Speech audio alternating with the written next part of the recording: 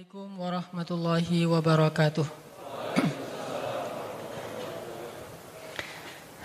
Alhamdulillah, bersyukur kepada Allah Subhanahu wa taala selalu bisa menjadi lebih semangat ngelihat teman-teman sekalian, anak-anak muda yang insya Allah para idolanya bidadari di surga.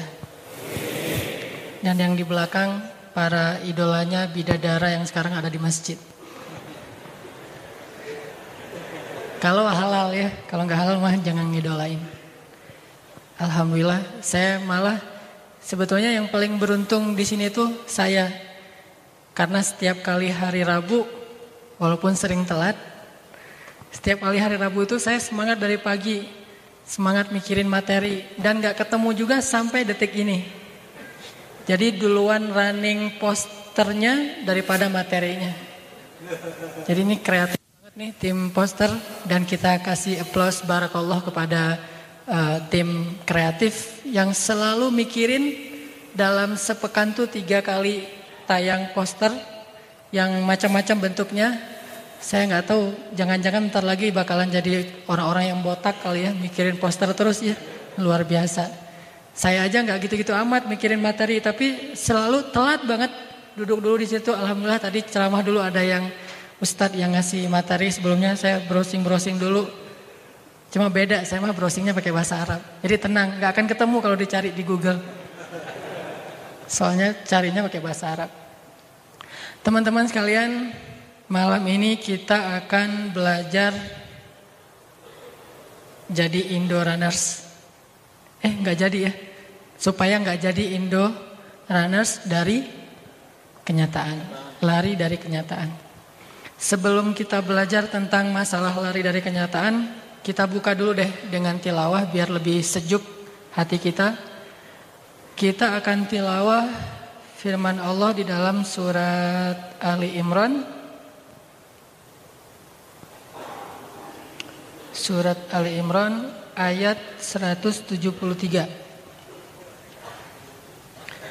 Al-Quran surat Ali Imran ayat 173.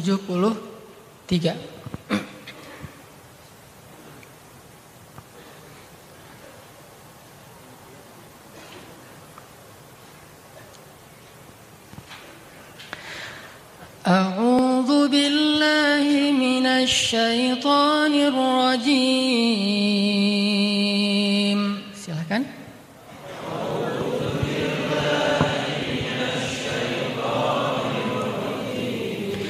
Bismillahirrahmanirrahim.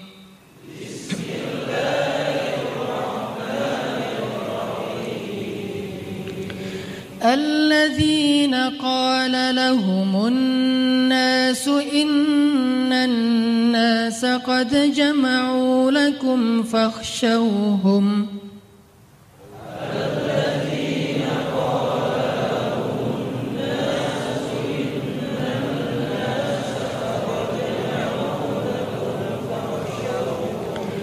فاخشوهم فزادهم إيمانا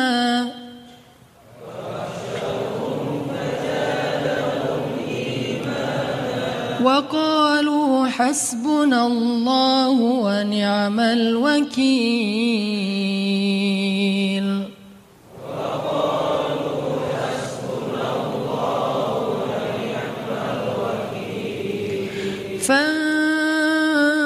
فانقلبوا بنعمة من الله وفضل لم يمسسهم سوء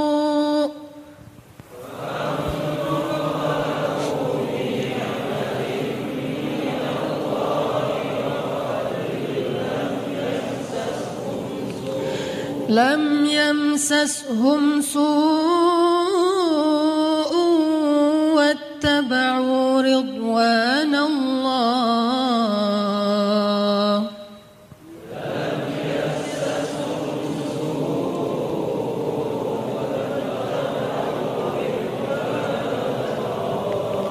والله ذو فضل عظيم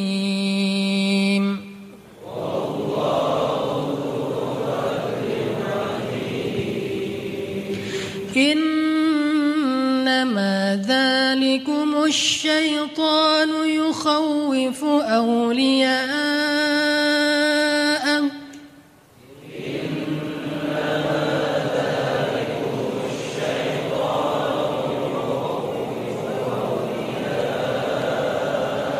فلا تخافوهم وخافون إن كنتم مؤمنين.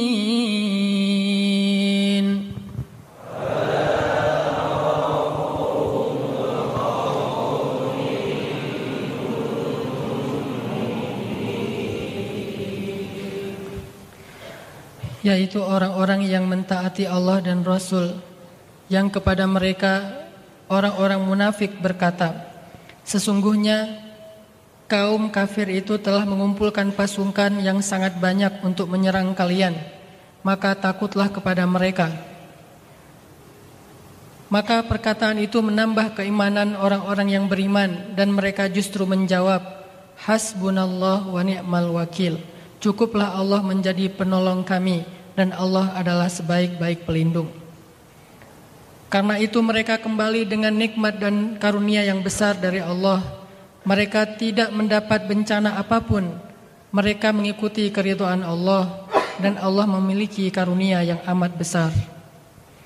Sesungguhnya yang menakut-nakuti itu hanyalah syaitan, ingin menggentarkan kalian dengan kawan-kawannya, yaitu orang musyrik.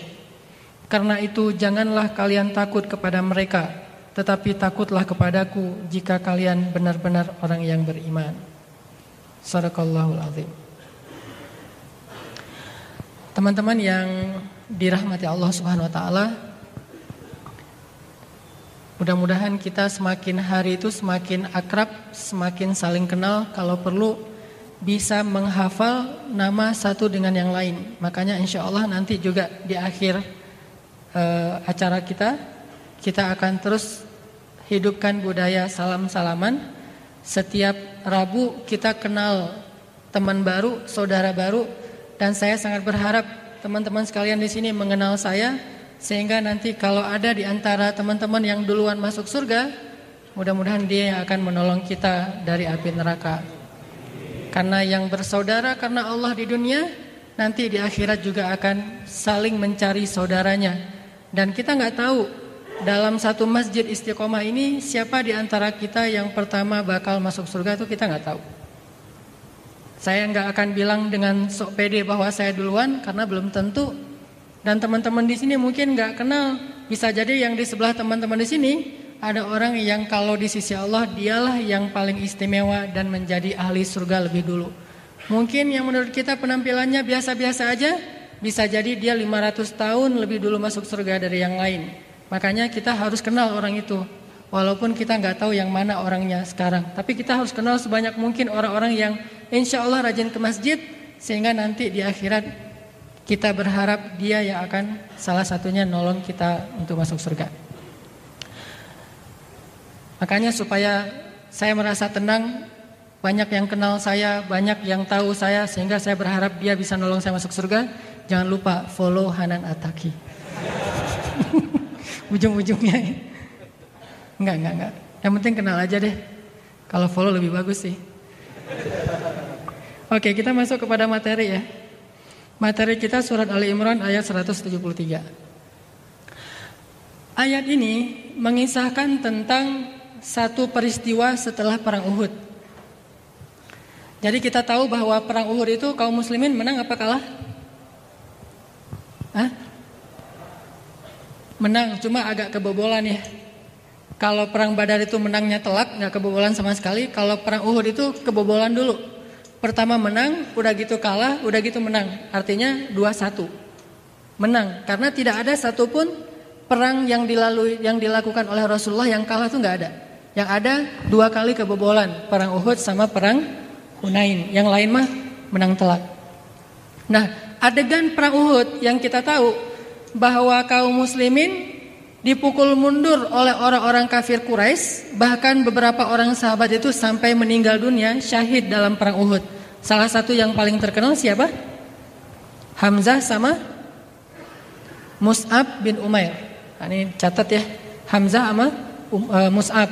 Hamzah ini kesayangan Rasulullah SAW. Mus'ab ini kesayangan banyak para sahabat. Hamzah ini adalah seorang petarung, seorang sniper, seorang hunter, dia seorang pemanah ulung, dia seorang pemburu. Sedangkan Mus'ab seorang yang sangat lembut akhlaknya, yang semua orang sayang sama dia. Sehingga ketika kehilangan dua orang ini kehilangan yang besar bagi kaum muslimin. Dan bukan hanya yang mereka aja yang syahid, tetapi banyak lagi di antara sahabat, ada yang luka parah, ada yang matanya buta sebelah, ada yang bahkan Nabi juga ikut terluka, banyak banget luka Nabi di tubuhnya, termasuk salah satunya di wajah beliau. Artinya habis adegan perang Uhud, kaum muslimin mundur ke sebuah daerah namanya Hamra'ul Asad. Sebuah daerah namanya Hamra'ul Asad. Hamra itu artinya red, merah. Asad itu artinya singa. Jadi Hamra'ul Asad sebuah daerah yang dikenal dengan bahasa singa yang berdarah-darah, sehingga dinamakan dengan nama Hamra'ul Asad. Daerah singa berdarah, singa yang terluka. Kesanalah mereka akhirnya mundur. Dan pas banget Allah mentakdirkan kayak gitu, mundurnya ke sebuah tempat yang keren gitu. Tempat ketika singa itu terluka, Hamra'ul Asad. Semuanya pada mundur. Di Hamra'ul Asad mereka kemudian membuat camp lagi. Ada yang dirawat, ada yang sakarat, ada yang pokoknya seluruh sahabat itu terluka-luka. Bahkan ada seorang perempuan di antara sahabiat yang di tubuhnya itu ada sekitar 30 luka bacokan. Bayangin, luka bacok. Termasuk luka tombak, luka panah, luka sayatan pedang, segala macam. Semua sahabat gak terkecuali termasuk Rasul, semuanya terluka parah. Semuanya pada tiduran di dalam tendanya masing-masing, dalam keadaan sangat terpukul, sedihnya luar biasa, kehilangan orang-orang tercinta, lukanya luar biasa, hampir gak sanggup berdiri.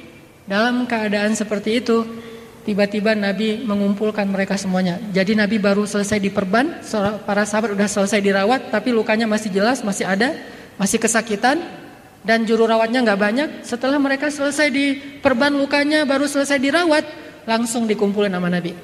Ayo kumpul. Ada berapa orang? Sekitar 700 orang. Aslinya 1000 orang, tapi 300 orang berkhianat. 700 orang dikumpulin lagi sama Nabi tuh, 700 orang. Udah ngumpul. Lalu Nabi mengajak mereka ngapain? Bukan ya udah kali ini mungkin memang bukan jatah kita, jatah orang kafir Quraisy, ya udah kita pulang aja yuk. Ternyata Nabi bukan ngomong gitu. Sekarang kita udah selesai membenahi luka-luka kita. Wahai kaum muslimin, siapa yang pengen menjemput surga? Ayo kita kejar musuh. Dalam keadaan luka parah malah ngajak kejar musuh. Kalau diajak gak apa-apa, yang penting kalian udah dapat pahala. Allah udah mencatat kalian ikhlas, udah mencatat sebagai mujahid. Yang udah meninggal pasti dia lebih bahagia daripada yang masih hidup. Ya udah kita pulang aja deh. Yang kita lakukan udah kita usahain semaksimal mungkin, ya gimana lagi? Ini takdir Allah. Nabi gak bilang gitu. Wahai kaum muslimin, ayo kita bangkit, kita kejar lagi musuh.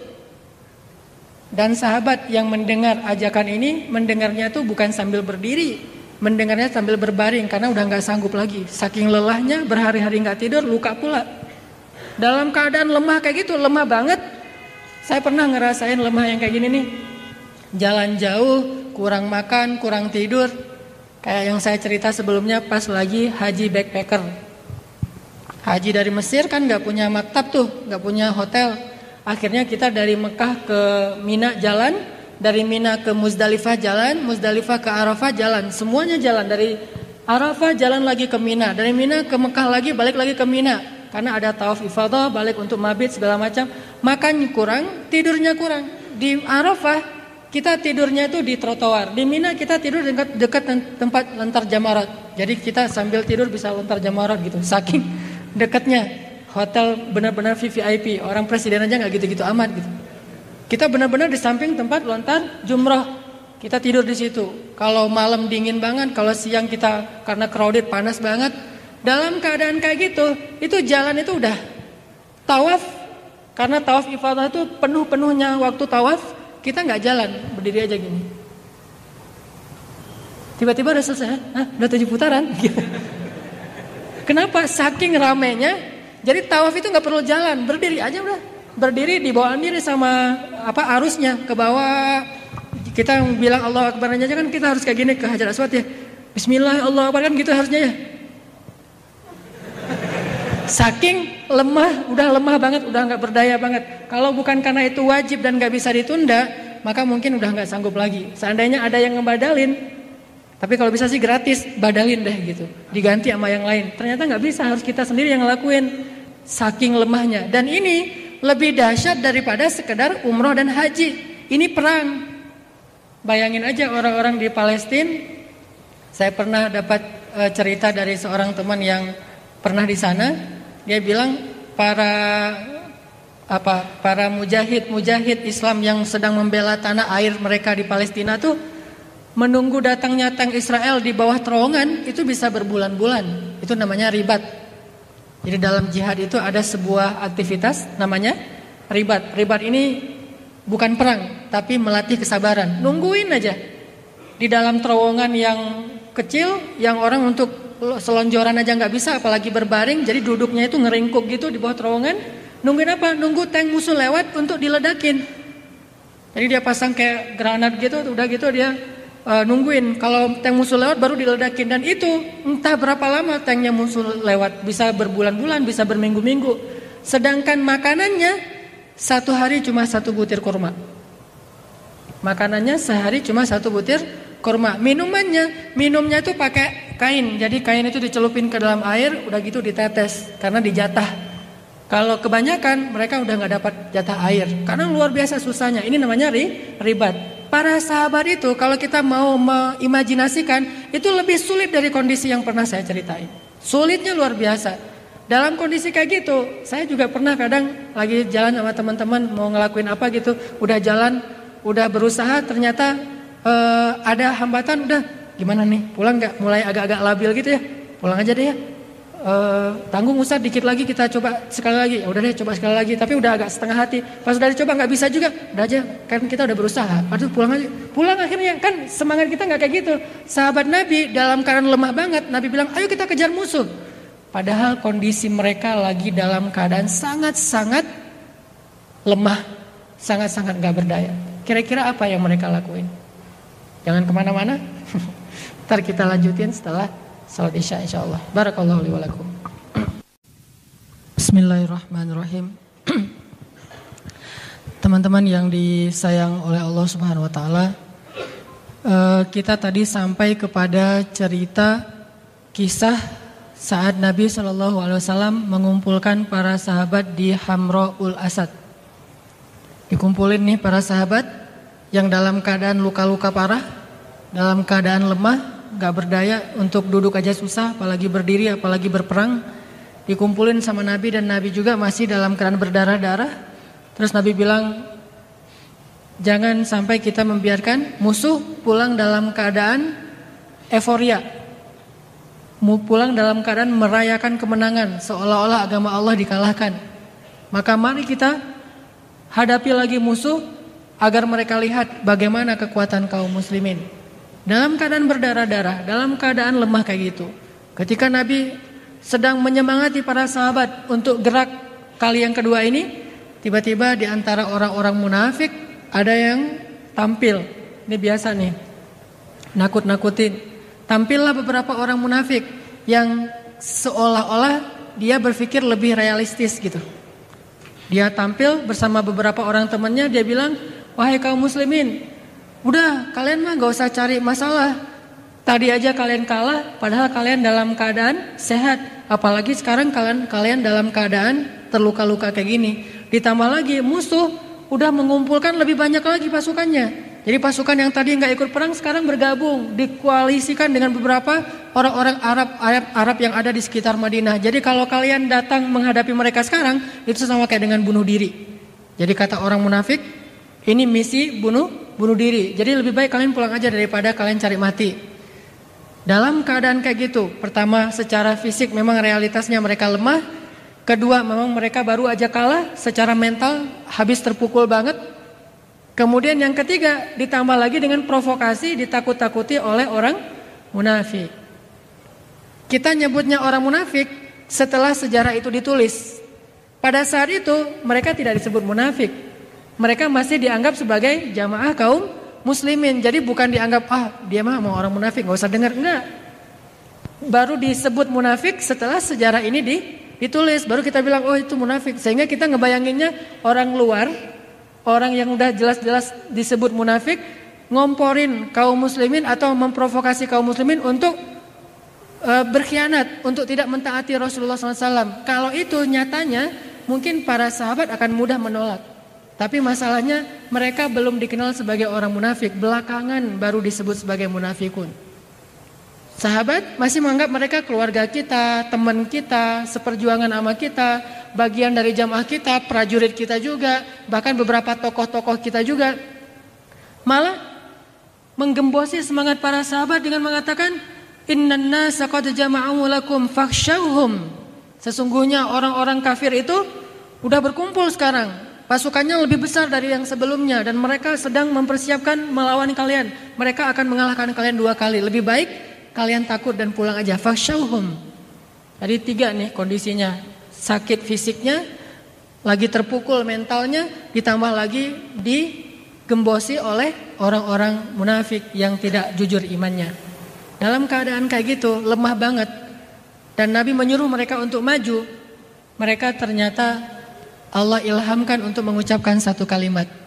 Sebenarnya yang mengatakan kalimat ini Rasulullah. Kemudian diikuti oleh para sahabat. Apa kalimatnya? Waqalu. Mereka bilang, mereka ini dipimpin oleh Rasul. Baru mereka nurutin. Kata mereka apa? Hasbunallahu wa ni'mal wakil. Ketika orang munafik menggembosi semangat kaum muslimin, ketika realitasnya kaum muslimin sedang dalam keadaan lemah dan tidak sanggup untuk duduk apalagi berdiri, lalu dalam keadaan lemah kayak gitu Nabi mengatakan hasbunallahu wa ni'mal wakil. Cukup bagi kita Allah. Kalau mereka punya banyak pasukan, kita punya Allah. Kalau mereka kuat, Allah yang menguatkan kita. Kalau mereka tadi bisa memukul mundur kita, maka Allah yang akan memukul mundur mereka. Hasbunallah wa ni'mal wakil. Kalimat inilah yang memotivasi para sahabat untuk bangkit. Nabi tadi ngajak segala macam, belum penuh semangat sahabat, belum utuh, belum belum total gitu ya. Tapi pas Nabi bilang hasbunallah wa ni'mal wakil, semua sahabat serentak berdiri, hasbunallah wa ni'mal wakil. Kalimat hasbunallah wa ni'mal wakil inilah kemudian meneguhkan hati mereka. Jadi bisa dibilang solusi kalau kita ngadapin suatu masalah, suatu kenyataan yang menurut kita berat banget, yang gak mungkin kita bisa menghadapi kenyataan itu. Kayak para sahabat gak mungkin bisa menghadapi musuh yang baru saja ngalahin mereka. Ditambah lagi sekarang mereka sakit. Ditambah lagi dengan fitnah orang-orang munafik. Kalau kita dalam keadaan persis seperti itu dalam hidup kita, maka gak usah maju dulu, gak usah bangkit dulu, gak usah mikir solusi dulu. Ucapin aja dulu hasbunallahu wa ni'mal wakil. Ntar Allah yang akan menguatkan kita. Kalau saya bilang dalam keadaan terpuruk bangkit, itu mungkin agak-agak berat tuh. Saya juga gak selalu kayak gitu sih. Ketika dalam keadaan misalnya merasa kayaknya gak mungkin lagi nih, bisa diusahain, udah nyerah aja. Terus kita bilang jangan nyerah dulu, bangkit dulu. Mungkin itu next lah. Tapi yang pertama katakan saja dulu hasbunallahu wa ni'mal wakil. Cukup Allah dan sebaik-baik pelindung. Dari kalimat inilah Allah akan memasukkan iman dalam hati orang-orang yang soleh yang mengucapkannya. Dengan keimanan itu nanti Allah akan meneguhkan hatinya. Hasbunallah wa ni'mal wakil. Walaupun kita mengucapinnya dengan gemetar, walaupun kita mengucapkan kalimat hasbunallah itu dengan sedikit rasa agak khawatir, benar nggak ya, bisa nggak ya, tapi katakan saja dengan mantap lisan kita, walaupun belum mantap hati kita, katakan saja dengan lisan kita hasbunallah wa ni'mal wakil, walaupun hatinya beneran nggak juga sih, nggak apa-apa, pokoknya ucapin aja dulu hasbunallah wa ni'mal wakil. Setelah itu nanti Allah yang akan memperbaiki urusan hati kita. Ini rahasia pertama, gimana biar kita nggak jadi Indo runners dari kenyataan, nggak lari dari kenyataan. Dan Allah menjanjikan di dalam ayat berikutnya, ayat 174, fanqalabu bi ni'matin minallahi wa fadl. Akhirnya kaum muslimin pulang ke Madinah dengan nikmat Allah dan karunia. Maksudnya apa? Setelah mereka ngucapin hasbunallah wa ni'mal wakil, akhirnya Allah masukkan rasa semangat yang luar biasa dalam diri kaum muslimin, sehingga mereka serentak maju. Dari 700-an orang yang tadi ikut berjihad, yang kemudian kembali ke Hamraul Asad, cuma satu yang gak ikut untuk sesi kedua, untuk episode kedua, untuk ronde kedua. Dan yang satu itu benar-benar udah sakarat. Sehingga ketika Nabi dan para sahabat berangkat, dia meninggal di atas tempat tidurnya. Ini benar-benar udah gak sanggup berdiri. Yang lain, ada yang tangannya cacat, ada yang matanya cacat, ada yang anak panah masih di dalam perutnya, cuma dipatahin doang, belum sempat dicabut. Langsung berangkat, semangat yang luar biasa, bertakbir Allahu Akbar, Allahu Akbar, Allahu Akbar. Dari mana muncul semangat ini? Dari hasbunallah wa ni'mal wakil. Sehingga Allah kalau dibilang, kalau udah merasa dilibatkan, seperti yang saya pernah posting, libatkan Allah dalam segala urusan kita, itu ngefek banget. Itu benar, kalau kita udah ngelibatin Allah, maka Allah Subhanahu wa taala akan bekerja untuk kita.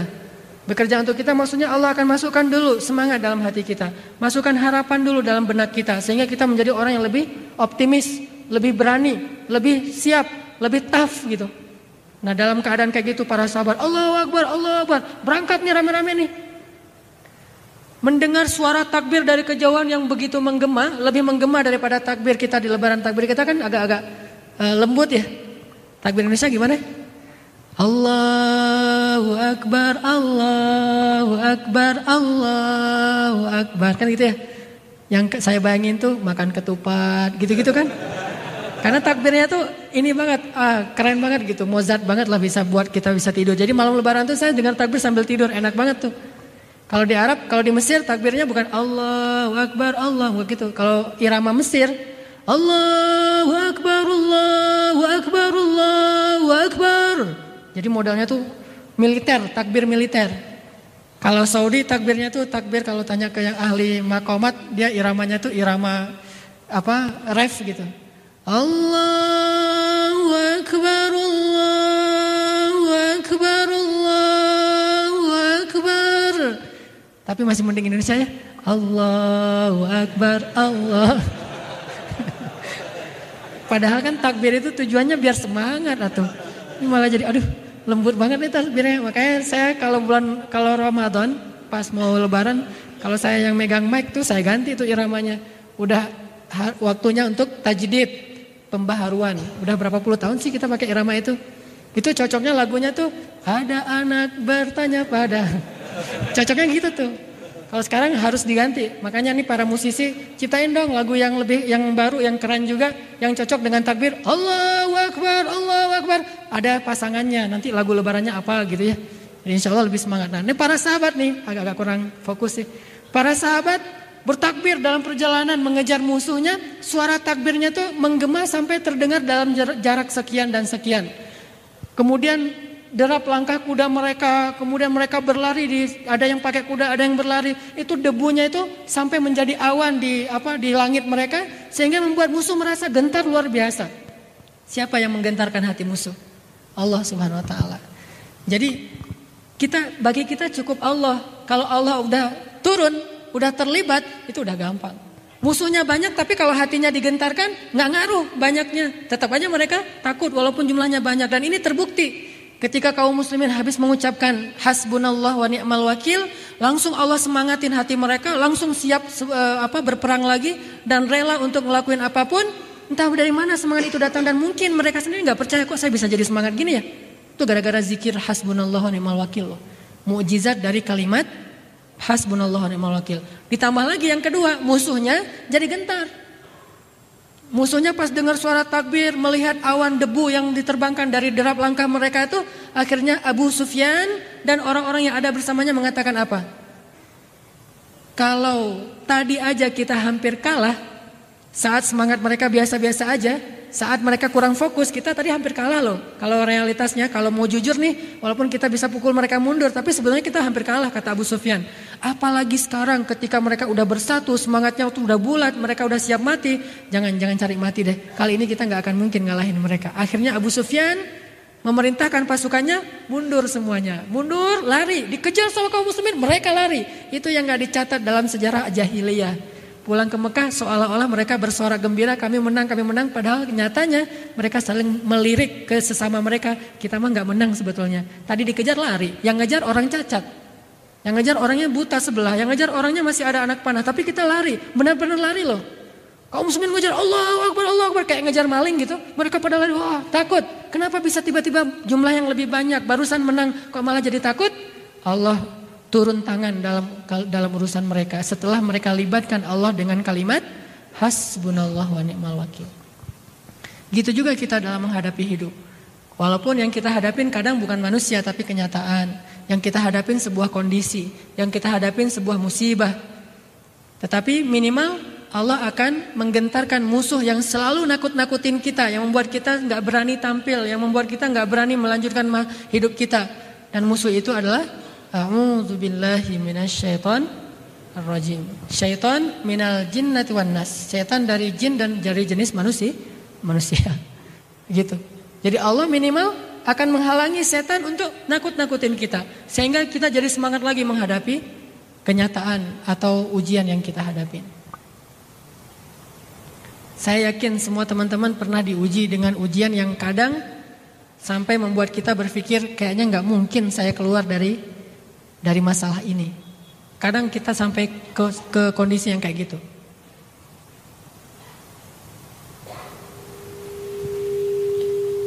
Bener?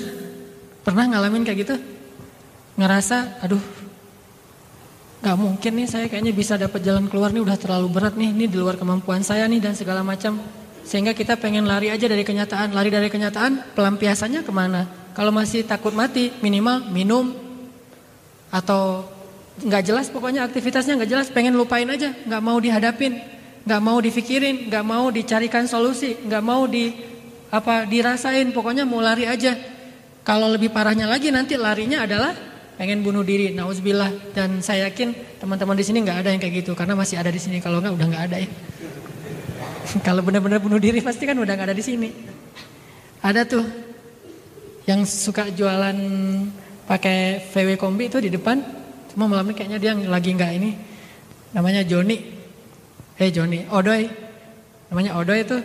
Dia pernah cerita, ini ada nggak Odoy orangnya? Nggak ada. Wah, dia ketika ada masalah besar, masalah finansial, karena dia merasa udah nggak punya lagi. Gimana nih solusinya? Udah gelap, udah mentok gitu. Larinya kemana? Larinya ke mistik. Kata dia, semua dukun dari ujung Pulau Jawa ke ujung Pulau Jawa sana, udah saya datangin semuanya deh. Udah saya coba satu-satu ke dukun A, dukun B, dukun C, baik yang nggak masuk TV atau yang sekarang ada di TV. Saya cobain tuh semua satu-satu, dukun-dukunnya.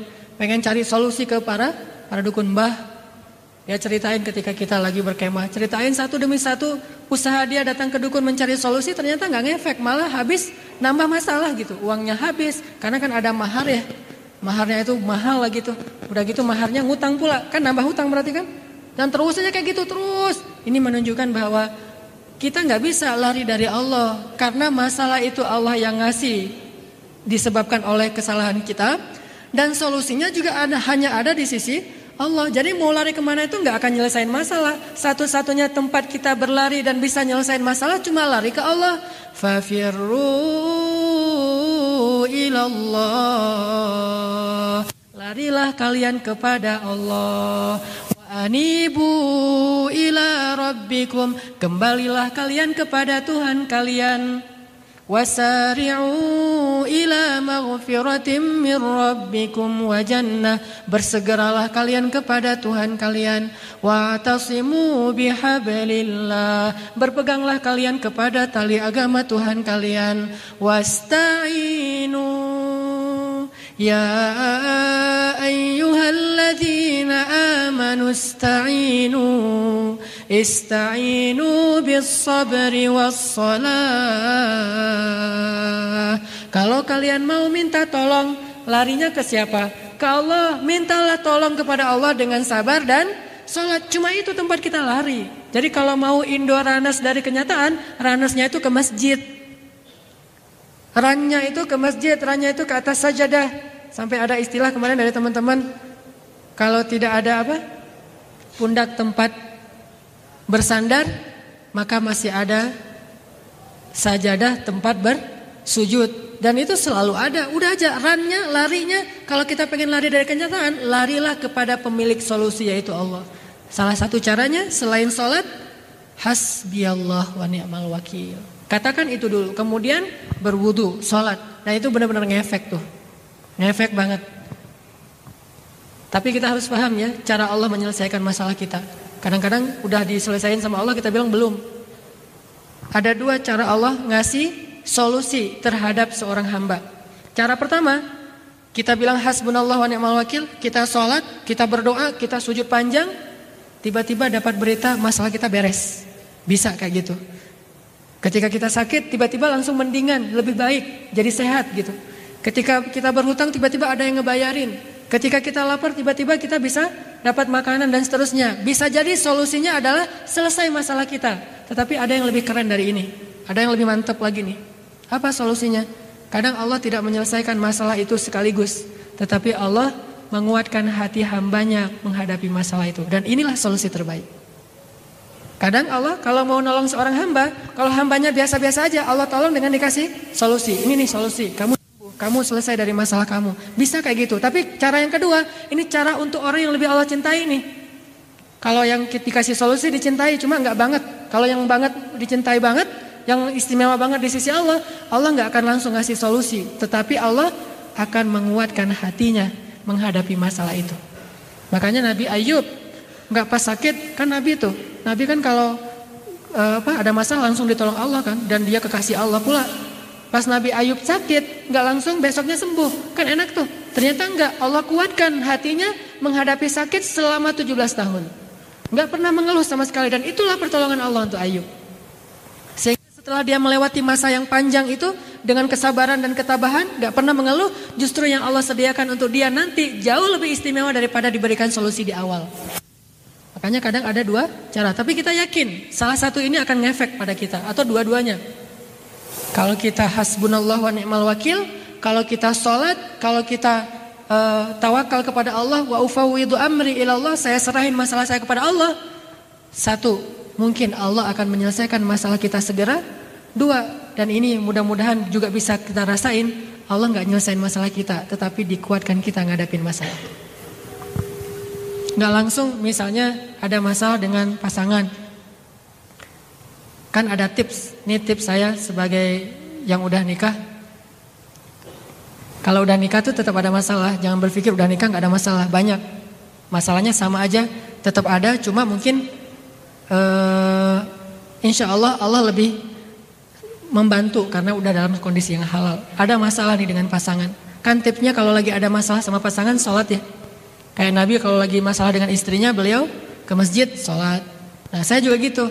Kalau Ali bin Abi Thalib ke masjid sholat terus tidur di tanah sampai kepalanya berdebu. Cuma saya nggak tidur di tanah, ke masjid aja gitu, tidur di lantai yang kayu kayak gini. Udah ke masjid sholat, pulang-pulang berharap, mudah-mudahan nih saya kan udah sholat, saya kan udah berdoa, saya kan udah hasbunallah wa ni'mal wakil. Insya Allah pasti nih istri saya di rumah kayaknya udah tenang. Pasti istri saya di rumah nih kayaknya udah senyum-senyum lagi nih. Pasti dia kangen nih sama saya nih, GR gitu ya. Datang nih pulang ke rumah dengan PD-nya udah sholat segala macam. Pas datang ngetok-ngetok pintu, ternyata pintu nggak dikunci. Pas kita buka, ternyata isi rumah udah kosong, dia udah pulang kampung gitu. Berarti lebih parah lagi kan? Kalau tadi masih mending serumah cuma beda kamar. Kalau sekarang dia diam-diam udah pulang kampung aja, udah dikemasin semua barang-barang udah pergi. Hah? Saya ditinggalin, teganya kan gitu. Nah artinya ini mungkin jadi tambah masalah. Kok saya udah sholat tapi masalah saya nambah. Kayak tadi misalnya ada masalah dengan bisnis, ternyata habis sholat nambah lagi masalah yang lain, gak berhenti-berhenti. Mungkin di pekerjaan kita udah bermasalah, pulang ke rumah karena istri kita tahu bahwa kita punya masalah bisnis, akhirnya dia juga ngomel-ngomel, dia ngeluh misalnya, nambah lagi, terus anak-anak kita juga sakit, nambah terus. Mungkin masalah kita gak langsung selesai. Tapi ada cara lain Allah menolong kita, ditolong hati kita, dikuatkan hati kita. Pas kita lihat kenyataan kayak gitu, kita jadi makin ngulangin la haula wala quwata illa billah, makin dekat sama Allah, makin mudah menangis ketika sholat, makin bisa bangun malam, kan itu pertolongan dari Allah. Kalau Allah nggak nolong kayak gitu, mungkin kita selamanya nggak pernah bangun malam, selamanya nggak pernah sholat ke masjid, selamanya nggak pernah bisa lebih hijrah, lebih baik, lebih soleh, lebih taat. Justru karena Allah pengen kita taat terus, Allah nggak mau menghilangkan masalah kita, dibiarin aja dulu masalahnya. Tapi yang ditolong hatinya, itu berarti Allah lebih sayang kepada kita. Jadi jangan suudzon dulu sama Allah. Berarti Allah lebih sayang sama kita. Nah, akhirnya para sahabat Nabi setelah musuhnya dikejar dan lari kocar-kacir gitu, maka fangqalabu di ayat 174 mereka kembali. Para sahabat kata Nabi, ya udah kalau gitu kita kembali. Nah, ini kalau mereka kembali kali ini Allah ridho. Kembali dalam keadaan gagah, bukan pengecut, bukan lari, tetapi kembali karena pasukan musuh udah kocar-kacir. Fangqalabu bi ni'matin minallahi wa fadlin. Mereka kembali ke kota Madinah dengan nikmat dari Allah dan karunia. Apa nikmatnya? Nikmatnya adalah mereka mendapatkan kemenangan. Karunianya apa? Karunianya banyak. Di antara karunia yang mereka dapatkan ternyata yang tadi mereka cari di padang Uhud yang membuat mereka kalah itu ghanimah, sekarang dapat. Jadi musuh pas tahu kaum muslimin menyerang dan mereka lari, mereka meninggalkan banyak onta, domba, harta mereka di belakang sehingga dikumpulkan oleh kaum muslimin. Jadi tetap dapat harta ghanimah, menang intinya, enggak kalah sebetulnya. Fanqalabu bi ni'matin minallahi wa fadlin lam yamsashum su'. Mereka sama sekali tidak mendapatkan masalah. Enggak ada yang terluka, enggak ada yang meninggal, enggak ada yang kesulitan. Lam yamsashum su'. Jadi kalau kita udah bilang hasbunallah wa ni'mal wakil, Allah berjanji lam yamsashum su'. Enggak mungkin kita ditimpa dengan kemalangan setelahnya. Jadi kalimat hasbunallah itu kalimat menolak bala, mantra untuk menghindari kemalangan. Lam yamsashum su', enggak akan menimpa kemalangan. Wattaba'u ridwanallah. Mereka mengikuti karunia Allah, ridho Allah, dan Allah menyertai mereka. Wallahu dzu fadlin azim. Ini janji Allah kepada orang yang mengucapkan kalimat hasbunallah wa ni'mal wakil, lari dari kenyataan menuju kepada pemilik kenyataan, yaitu Allah SWT. Ini kisah Uhud. Terus ada lagi dalam adegan yang lain, siapa yang pernah mengucapkan kalimat ini selain Rasul dan para sahabat? Kalau kata para ulama, kalimat hasbunallah wa ni'mal wakil itu adalah zikirnya para nabi. Bukan cuma nabi biasa, zikirnya nabi ulul azmi. Ternyata ini ucapan para nabi ulul azmi. Salah satu yang terkenal yang mengucapkan kalimat ini lebih dulu daripada Rasulullah adalah Ibrahim. Kalau dalam salah satu qiraat itu bacanya Ibrahim, makanya orang Inggris nyebutnya Abraham. Atau bisa juga dibaca Ibrahim. Nabi Ibrahim lah yang mengucapkan sebelumnya. Ketika Nabi Ibrahim diikat, ketika Nabi Ibrahim ditangkap sama orang-orang Raja Namrud, kemudian ditaruh di sebuah tempat, di sekelilingnya itu udah disiapin kayu bakar. Mungkin kalau kita baca kisah ini agak kurang nyentuh karena kita tahu Nabi Ibrahim gak bakalan kebakar. Udah tahu endingnya, kan gak enak nonton film udah tahu endingnya. Tapi bayangin kalau kita ngalamin itu dan belum tahu endingnya kayak gimana. Sama kayak yang dialamin oleh sahabat-sahabat Nabi. Siapa sahabat Nabi yang pernah mengalami sama seperti Ibrahim dibakar sampai jadi nama makanan? Khabab. Jadi nama makanan ya, kebab ya. Kan dibakar tuh. Nah, ada sahabat Nabi namanya, biar ini saya bilang gini biar gampang ingatnya, Khabbab bin Ars. Khabbab bin Ars ini sahabat Nabi yang sangat-sangat penyabar, sama dengan Bilal, cuma enggak terkenal Bilal, dan dia itu lebih pintar dari Bilal. Dia hafiz Al-Qur'an, dia penghafal Al-Qur'an, periwayat Al-Qur'an, lebih banyak ilmunya daripada Bilal. Cuma Bilal karena muazin, karena dia perform terus, mungkin dia lebih terkenal secara selebritinya, lebih nyelep gitu. Tapi kalau Khabbab bin Ars ini sebetulnya soleh banget. Dia dibakar hidup-hidup loh. Sampai kayu bakar dan api itu padam dengan lendir dan cairan yang keluar dari kulitnya Khabbab. Kan kalau dibakar itu kan keluar cairan tuh, kayak lemak-lemak itu. Sampai padam apinya dan kayu bakarnya gara-gara lemak-lemak yang keluar dari kulitnya Khabbab. Dibakar hidup-hidup. Tapi nggak dibiarkan sampai mati. Kalau udah mau mati dikeluarin dulu. Udah agak-agak dingin dipanasin lagi. Terus aja gitu, kayak orang mau ada yang beli dipanasin, ntar dimatiin dulu, panasin. Kayak gitu. Khabbab bin Ars dalam keadaan dibakar kayak gitu hidup-hidup. Nabi datang kepada Khabbab dan mengatakan, "Ya Khabbab, ucapkanlah apa yang diucapkan kakek kita Ibrahim. Mudah-mudahan Allah akan menjadikan api itu bardan, sejuk seperti yang pernah Allah lakukan kepada Ibrahim." Akhirnya dalam keadaan dibakar Khabbabnya, Khabbab mengatakan hasbiyallah, hasbiyallah wa ni'mal wakil, hasbiyallah wa ni'mal wakil sambil menjerit, sambil mengatakan hasbiyallah wa ni'mal wakil. Apakah apinya menjadi sejuk? Tidak. Kan saya bilang tadi di awal, bisa jadi Allah nggak akan mensejukkan apinya, tetapi Allah akan mensejukkan hatinya.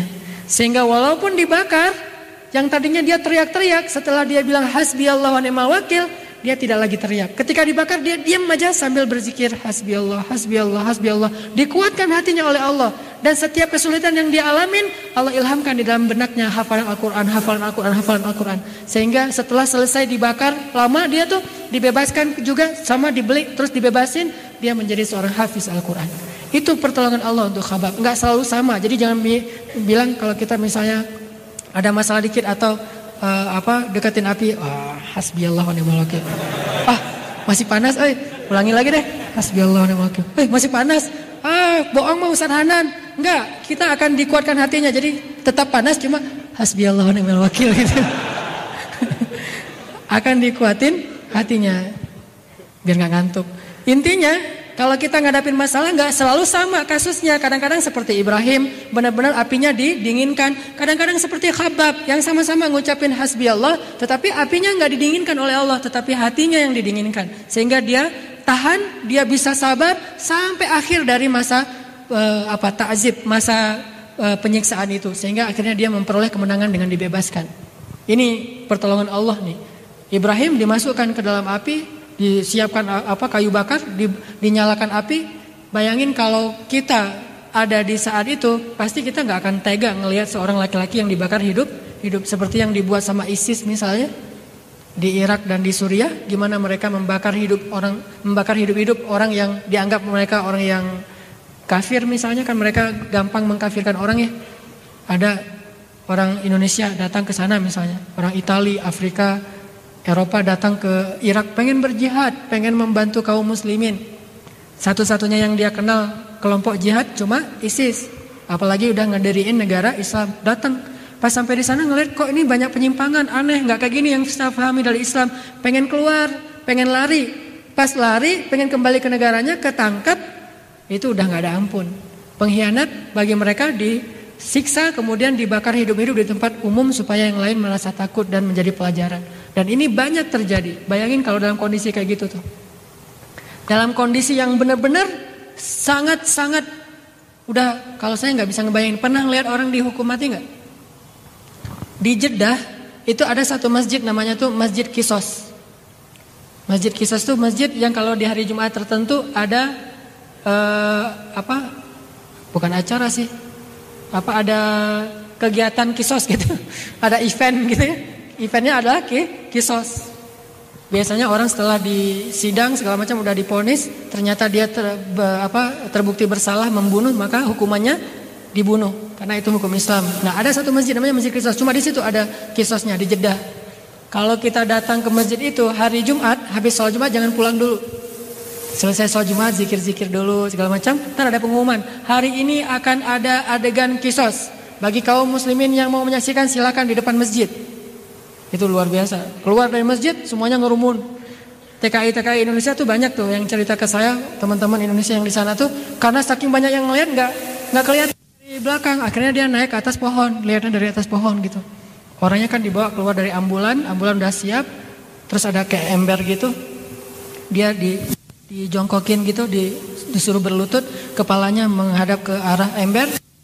Gojo udah siap dengan pedangnya. Terus ditanya sekali lagi, apakah keluarga korban memaafkan orang ini? Kalau dimaafkan, nggak jadi dikisos, bayar denda.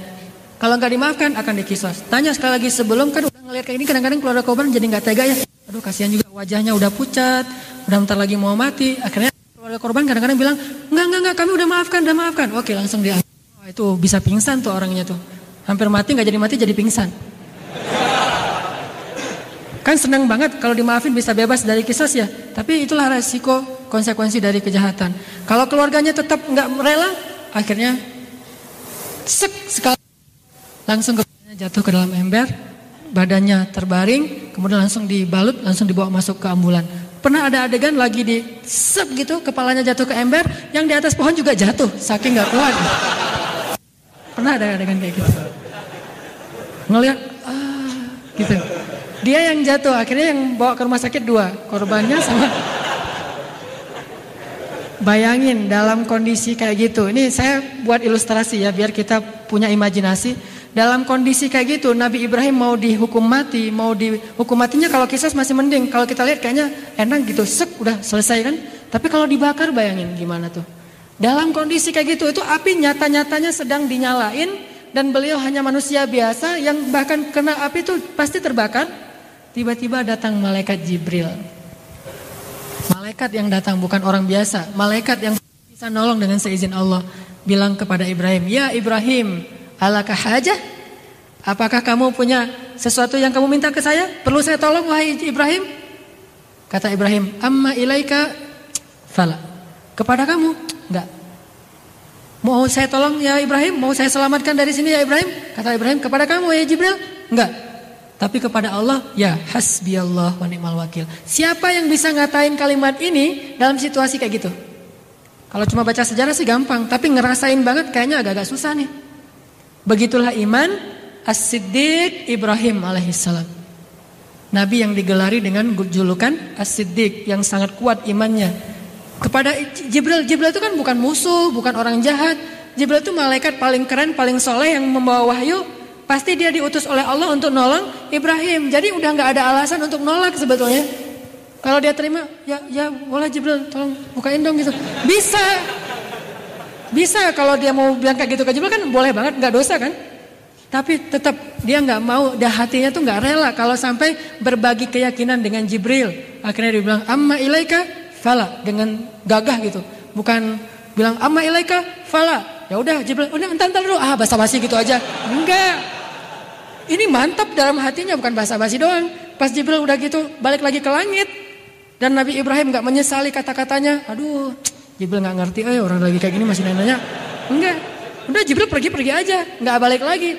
Nabi Ibrahim gak merasa terpengaruh oleh datangnya Jibril, perginya Jibril. Karena dia yakinnya bukan kepada Jibril, tetapi kepada Rabbu Jibril, pemilik Jibril. Hasbiyallah wa ni'mal wakil. Sekuat inilah kalimat itu di hati Ibrahim, sehingga bisa membuat api dengan seizin Allah menjadi sejuk. Jadi sekuat apa kalimat itu di hati kita, maka sebesar itu juga efeknya kepada masalah kita. Mungkin saya juga merasa, bukan kita, saya aja lah, kita. Mungkin saya ngerasa kalimat hasbiyallah itu belum sekuat Ibrahim lah. Kalau ada yang nawarin, ini pasti utusan Allah nih, gitu ya. Kalau Jibril kan jelas-jelas utusan Allah tuh. Tapi kita kadang-kadang yang belum jelas utusan Allah juga kita husnuzon kan ya. Ini pasti utusan Allah kan, tadi saya bilang hasbiyallah wa ni'mal wakil, tiba-tiba datang orang yang mau nolong, ya udah ini aja deh gitu. Enggak apa-apa. Mungkin hati kita belum sekuat Ibrahim, tetapi minimal nih kekuatan yang paling lemah di hati kita itu ketika kita bilang hasbiyallah wa ni'mal wakil, kita mau solusi asalkan itu diridhoi oleh Allah. Gitu. Itu paling minimal. Kalau sampai kita mengambil segala solusi terserah diridhoi enggak diridhoi, berarti kita sebetulnya enggak hasbiyallah wa ni'mal wakil. Itu mah cuma basa-basi. Standar minimal yang ukuran orang awam, ketika kita bilang hasbiyallah wa ni'mal wakil, hasbiyallah wa ni'mal wakil. Lalu ada yang nawarin, ini nih ada solusi ini dengan cara yang menurut kita syubhat atau haram. Enggak deh, hasbiyallah wa ni'mal wakil. Itu standar iman kita. Kalau kita bisa kayak gitu, Allah akan datangkan yang cara yang halal, cara yang lebih baik untuk menyelesaikan urusan kita. Jadi sekualitas apa, sekuat apa kata-kata hasbiyallah di hati kita, sebesar itu juga efeknya dalam masalah kita. Siapa lagi yang pernah ngucapin kalimat ini? Walaupun dengan kalimat yang sedikit berbeda teksnya, tetapi intinya sama, hanya cukup Allah saja. Aisyah radhiyallahu anha.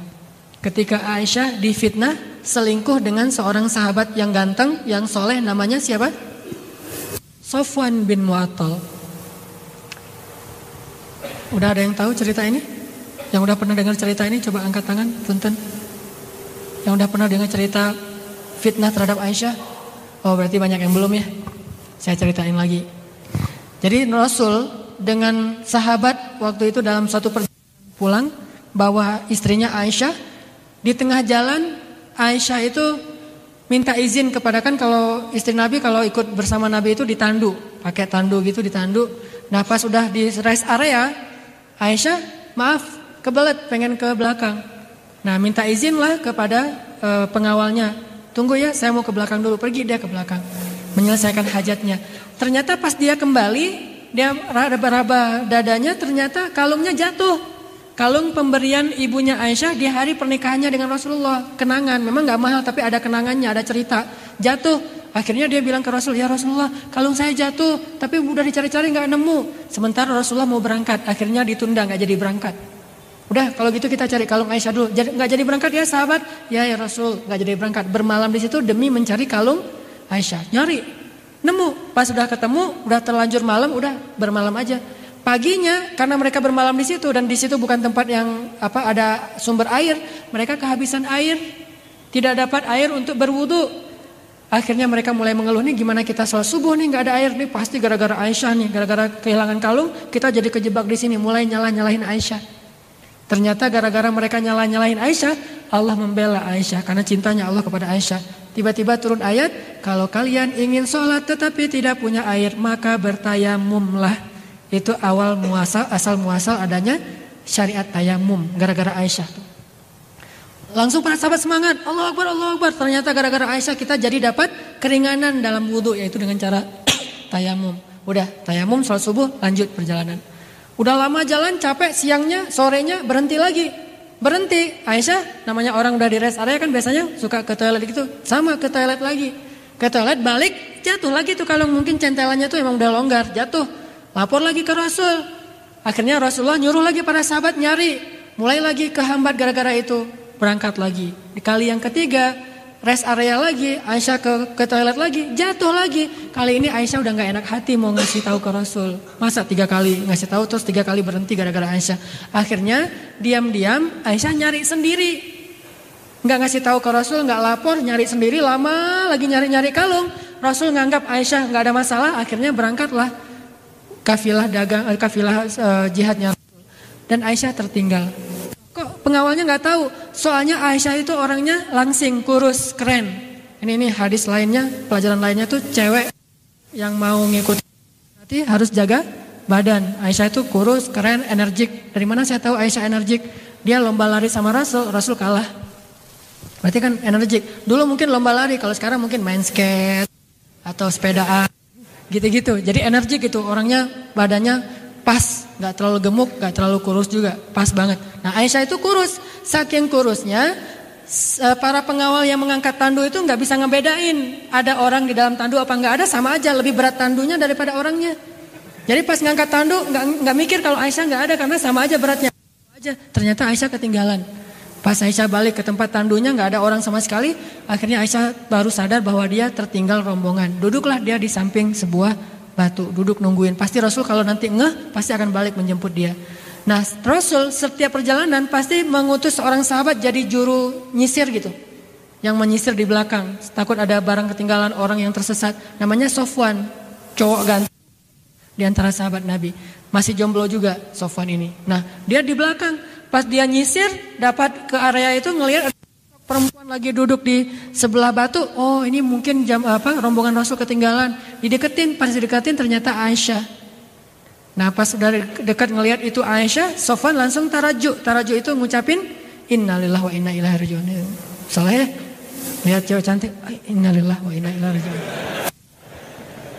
Ini teladannya ya. Jadi kalau ngelihat cewek cantik, innalillahi wa inna ilaihi raji'un. Ada yang like kita gitu. Pas kita lihat yang like siapa? Oh cewek nih di PP-nya tuh bagus. Jadi kepo ngelihat Jadi seorang muslim yang ideal tuh ngelihat cewek itu innalillah dan gak sengaja ngelihat. Oh ternyata Aisyah innalillah. Kalimat innalillah ini terdengar oleh Aisyah sehingga Aisyah terbangun. Langsung Aisyah menutup wajahnya. Kemudian Sofwan mengambil onta dan menaruh di sebelah Aisyah. Didudukin ontanya. Gak ngomong apa-apa dan Aisyah tahu itu kode bahwa Aisyah disuruh naik ke atas onta. Naiklah Aisyah ke atas onta. Apaan? Lebih dekat. Sini aja ngomong. Apaan? Oh mic-nya ganti.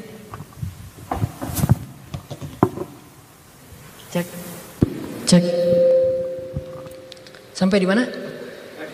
Oh naik onta. Nah Ditaruh tuh motornya di sebelah Aisyah, biar Aisyah naik di atas motor. Nah pas Aisyah mau naik di atas motor yang bernama onta, mereknya onta, Sofwan memalingkan badannya supaya nggak ngelihat cara Aisyah naik di atas motor. Tuh, bukan salah fokus ya kemarin, ada cewek di atas motor diliatin. Kalau ini malah nggak mau ngelihat karena aurat. Akhirnya Aisyah naik, kira-kira waktu 1 menit 2 menit udah naik di atas motor. Di atas onta, diambil onta tali kekangnya onta dibawa sama Sofwan. Sofwan jalan, Aisyah di atas onta, jalan aja. Nah, ternyata Rasulullah nggak realize kalau Aisyah ketinggalan. Sampai di Madinah, Rasulullah langsung masuk ke masjid, sibuk dengan tamu-tamu kenegaraannya, belum pulang ke rumah Aisyah, jadi nggak tahu kalau Aisyah ketinggalan. Tiba-tiba dari kejauhan Sofwan dan Aisyah ini tiba-tiba datang mendekat kota Madinah. Di gerbang kota Madinah orang munafik lagi ngumpul. Nih kebiasaan orang munafik itu nongkrong di jalan. Itu salah satu kebiasaan orang munafik, nongkrong aja di jalan. Ada yang lewat dipelototin, kalau lupa bilang punten dimarahin. Itu gitu. Jadi Aisyah sama Sofwan kan dua cowok cewek yang bukan muhrim lagi berduaan di tengah padang pasir. Hah? Jadi hot news kan? Wah langsung di semuanya di broadcast tuh, di semua rumah di broadcast. Kalau broadcastnya sih sederhana, Aisyah dan Sofwan pulang berdua. Benar apa salah? Benar, gak ada yang salah kan? Tapi bahasa ini bersayap. Sehingga orang pasti akan memahaminya itu yang negatif. Wah selingkuh nih. Orang munafik gak pernah bilang selingkuh. Itulah bahasa media. Kadang-kadang ujungnya pertanyaan, Aisyah dan Sofwan selingkuh? Tanda tanya gitu kan ya. Itu kan bahasa media banget tuh. Dari zaman dulu udah kayak gitu. Aisyah dan Sofwan pulang berdua. Di broadcast ke semuanya. Akhirnya yang lain orang-orang beriman sendiri yang menyimpulkan mereka selingkuh. Itu pinternya bahasa munafikun. Sehingga orang beriman sendiri yang menyebarkan Aisyah selingkuh dengan Sofwan, Aisyah selingkuh dengan Sofwan, Aisyah udah gak cinta lagi dengan Rasulullah, Aisyah berkhianat, Sofwan ternyata ada main sama Aisyah. Ramai di seluruh rumah di kota Madinah. Sampai akhirnya Rasulullah mendengar berita itu dan Rasulullah sangat sedih. Kemudian sahabat-sahabat yang senior juga semuanya percaya dengan berita itu. Semuanya percaya. Sampai Rasulullah juga hampir percaya. Hampir Rasulullah menceraikan Aisyah. Terus Rasulullah datang ke rumah Aisyah. Ngobrol sama Aisyah, ya Aisyah kamu udah dengar beritanya? Udah ya Rasulullah. Gimana menurut kamu? Kata Aisyah, kalau saya bilang itu bohong, pasti Rasul gak percaya sama saya. Padahal saya jujur. Kalau saya bilang itu benar, Allah Maha tahu saya tidak melakukan itu. Maka saya gak mau ngomong apa-apa, cukuplah Allah bagi saya. Tuh kalimat intinya. Kalau dalam keadaan merasa gak ada yang nolongin kita, gak ada yang berpihak sama kita, udah Allah cukup. Hasbi Allah. Tapi bahasanya, saya adukan saja kepada Allah, gak kepada manusia. Udah segitu dong. Rasulullah kemudian gak bisa nyimpulin nih gimana nih. Aisyah juga ngomongnya agak-agak gak tegas gitu. Nanya ke Abu Bakar gak bisa komentar. Rasulullah akhirnya ke masjid sedih banget. Tiba-tiba datang Jibril membacakan surat An-Nur. 1 halaman penuh. Ayatnya tuh panjang banget. Bahwa ternyata benar Aisyah itu tidak selingkuh. Aisyah itu masih suci. Aisyah itu solehah. Dibela dari langit. Nabi mendengar ayat ini dibacakan oleh Jibril langsung bahagia lari ke rumah Aisyah yaitu rumah Abu Bakar, lari ke rumah Abu Bakar, ngetok-ngetok pintu rumah dan Rasulullah memeluk Abu Bakar mengatakan ya Abu Bakar bahagia. Ada apa ya Rasulullah? Telah turun ayat yang membela Aisyah bahwa mereka tidak berselingkuh. Itu adalah sebuah musibah. Aisyah tertinggal dan Allah membela Aisyah. Nama Aisyah bersih di langit. Aisyah mendengar dari kamarnya. Ternyata Allah membela Aisyah. Aisyah gak pernah nyangka sampai turun ayat untuk ngebelain dia. Ini gara-gara kalimat hasbiyallah wa ni'mal wakil. Sampai turun ayat loh ngebelain dia. Akhirnya karena Rasulullah udah tenang, Abu Bakar udah tenang, ngetuk pintu kamar Aisyah.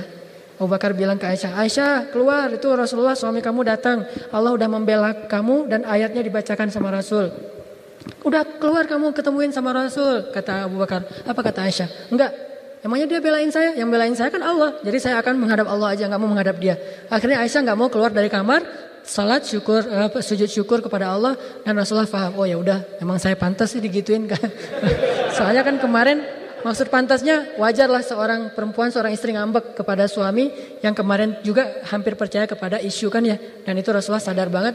Udah Rasulullah pulang, besoknya balik lagi Aisyah udah normal lagi. Nah, intinya kalimat ini luar biasa sampai langit menurunkan ayat demi seorang perempuan yang menyerahkan urusannya kepada Allah. Wa ufawwidu amri ilallah hasbiyallahu wa ni'mal wakil la haula wala quwata illa billah. Makanya kita boleh jadi indoor runners dari kenyataan, tapi larinya kemana dulu? Larinya kepada Allah SWT. Insya Allah Allah yang akan menyelesaikan urusan kita jika kita ngerasa memang gak bisa menyelesaikannya sendiri. Itu aja teman-teman yang dirahmati Allah. Mudah-mudahan jadi penyemangat buat kita ngadapin masalah kita. Jangan kemana-mana, tetaplah di jalurnya, tetaplah menghadap Allah dalam keadaan susah dan senang. Dan marilah kita tutup dengan sama-sama berdoa kepada Allah. A'udzubillahi minasyaitonirrajim. Bismillahirrahmanirrahim.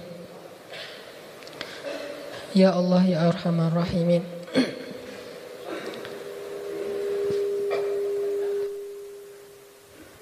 Wahai Tuhan yang menciptakan alam semesta, yang telah menjadikan bumi terhampar dengan keindahannya dan telah menjadikan langit tinggi dengan kemegahannya.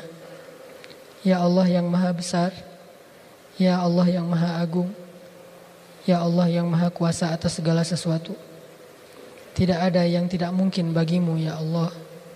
Tidak ada yang mustahil bagimu ya Allah. Tidak ada yang sulit bagimu ya Allah. Tidak ada yang berat bagimu ya Allah. Jika Engkau telah berkehendak, maka segalanya bisa terjadi. Hanya dengan kata-kata kun, maka Engkau mengubah segalanya semaumu ya Allah. Engkau yang pernah menciptakan alam semesta dari tiada menjadi ada. Engkau juga yang nanti akan meniadakan kembali segala sesuatu yang saat ini ada. Engkau yang telah menjadikan bintang-bintang, planet dan segala sesuatu yang ada di alam semesta ini begitu luar biasanya. Dan semua itu Engkau jadikan dengan mudah bagimu tanpa ada sedikit pun kesusahan. Engkau juga menciptakan kami satu generasi ke generasi yang lain. Engkau munculkan satu generasi di bumi lalu Engkau binasakan. Engkau munculkan lagi generasi berikutnya, Engkau binasakan. Engkau munculkan lagi generasi berikutnya dan Engkau hilangkan. Engkau maha kuasa atas segala sesuatu. Engkau yang menghidupkan, Engkau juga yang mematikan. Engkau yang memelihara alam semesta. Engkau yang maha hidup dan tidak pernah lelah, tidak pernah mengantuk dan tidak pernah tidur. La ta'khudhuhu sinatu wa la naum. Engkau yang maha kuasa atas segala sesuatu. Wa huwa ala kulli syai'in qadir. Engkaulah yang menjaga bumi dan langit ini. Wa la ya'uduhu hifdhuhuma. Tidak pernah lelah menjaganya. Ya Allah, Engkau yang maha sibuk mengurus hambamu. Kulla yaumin huwa fi sya'n. Yang semua hamba-hambamu membutuhkanmu dan meminta segala hajat mereka kepadamu. Tetapi sedikit pun tidak menyulitkanmu ya Allah. Ya Arhamar Rahimin. Kami sadar betul dan kami yakin betul tentang kebesaran dan keagunganmu ya Allah. Tidak ada yang menandingi kebesaran dan keagunganmu itu ya Allah. Tidak ada yang sama dengan kekuasaanmu ya Allah. Tidak ada yang sama tinggi dan apalagi lebih tinggi darimu ya Allah. Tidak ada yang lebih luas rahmatnya daripada rahmatmu ya Allah.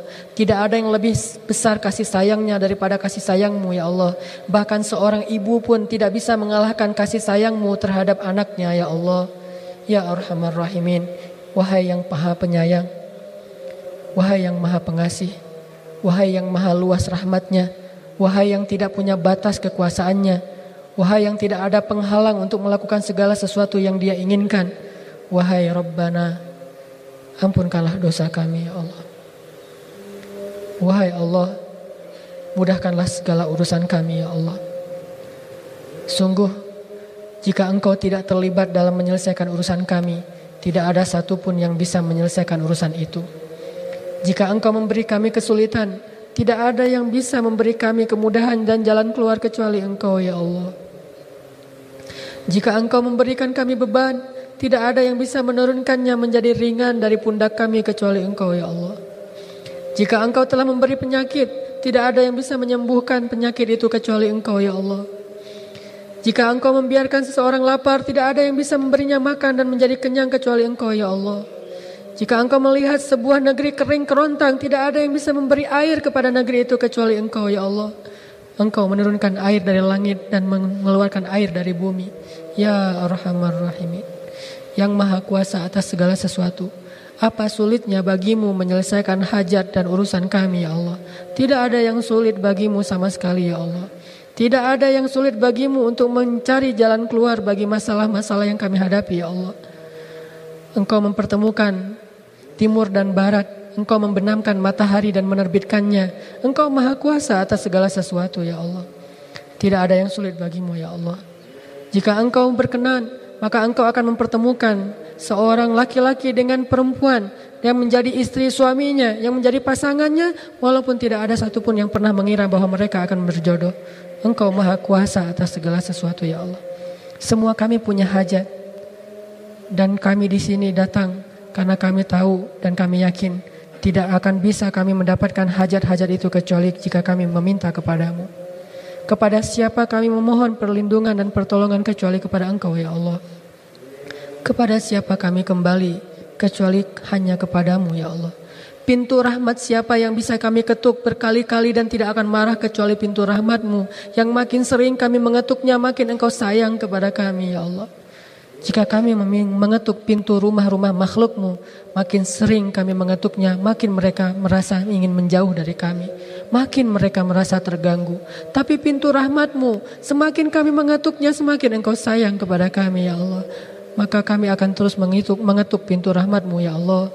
Mengetuk pintu rahmat-Mu dengan salat, dengan hasbunallah wa ni'mal wakil, dengan la haula wa la quwata illa billah, dengan wa ufawwidu amri ilallah, dengan doa dan munajat kepadamu ya Allah. Bukakanlah pintu-Mu ya Allah. Bukalah pintu rahmat-Mu kepada kami ya Allah. Berikan jalan keluar dari kesulitan kami ya Allah. Berikan kemudahan dari kepayahan kami ya Allah. Berikan kelapangan dari kesempitan kami ya Allah. Berikan ya Allah kebaikan-kebaikan dari segala keburukan yang kami alami ya Allah. Ya Arhamar Rahimin. Jika kami mengandalkan amal soleh kami, sungguh untuk membayar nikmat-Mu juga tidak cukup ya Allah. Dan jika kami masih membawa dosa-dosa kami, pasti itu akan menjauhkan kami dari rahmat-Mu ya Allah. Maka yang bisa kami lakukan hanyalah beristighfar, memohon ampun atas dosa-dosa yang pernah kami lakukan, dan setelahnya kami memohon rahmat dan kasihan dari-Mu ya Allah. Meskipun kami merasa tidak pantas untuk meminta banyak dari-Mu karena sedikitnya amal-amal kami, tetapi kami juga sadar bahwa tidak ada tempat lain bagi kami untuk meminta selain Engkau ya Allah. Kami memohon, please ya Allah, kami sangat memohon kepadamu ya Allah. Kami sangat memohon kepadamu, berikanlah jalan keluar dari setiap masalah kami ya Allah. Berikanlah jalan keluar dari masalah keluarga kami ya Allah. Berikanlah jalan keluar dari masalah pekerjaan kami ya Allah. Berikanlah jalan keluar dari masalah pribadi kami ya Allah. Berikanlah jalan keluar dari masalah pendidikan kami ya Allah. Berikanlah jalan keluar dari masalah jodoh kami ya Allah. Berikanlah jalan keluar ya Allah. Pertemukanlah kami dengan kekasih kami di dunia dan di akhirat ya Allah. Jika kami ingin bertemu dengan pasangan kami, itu karena kami ingin belajar taat kepadamu bersama-sama ya Allah. Kami ingin merasakan sholat tahajud bersama. Kami ingin merasakan saling menasihati dalam kebaikan. Kami ingin berpegangan tangan, bergandengan tangan menuju ridhamu ya Allah. Kami ingin kembali kepadamu sambil membawa orang yang Engkau ridhai. Dan kami ingin masuk surga bersamamu berpasang-pasangan ya Allah. Ya Arhamar Rahimin, pertemukanlah kami dengan jodoh kami ya Allah. Bukakanlah jalan untuk kami untuk bertemu dengan pangeran kami, dengan imam kami, dengan pemimpin di dalam rumah tangga kami ya Allah. Dan bukakanlah jalan untuk kami bertemu dengan orang yang akan menasihati kami ya Allah. Orang yang akan menafkahi kami ya Allah. Orang yang akan mengimami sholat kami ya Allah. Ya Allah, pertemukanlah kami dengan seorang perempuan yang akan mengajarkan kepada kami kasih sayang dan kelembutan. Perempuan yang bisa mengganti ibu kami dalam kasih sayangnya kepada kami ya Allah. Ya Arhamar Rahimin. Semua kami punya hajat dan kesulitan. Tolonglah kami ya Allah. Kasihanilah kami ya Allah. Ibalah kepada kami ya Allah. Hamba-Mu yang lemah dan tidak berdaya ini ya Allah. Rabbana atina min ladunka rahmah وهيئ لنا من أمرنا رشدا واجعل لنا من كل ضيق مخرجا ومن كل هم فرجا ومن كل عسر يسرا ربنا آتنا في الدنيا حسنة وفي الآخرة حسنة وقنا عذاب النار تقبل يا كريم تقبل يا رحيم تقبل يا ودود تقبل يا أرحم الراحمين أجب دعاءنا يا الله أجب دعاءنا يا رحمن أجب دعاءنا يا رحيم أجب دعاءنا يا مجيب السائلين.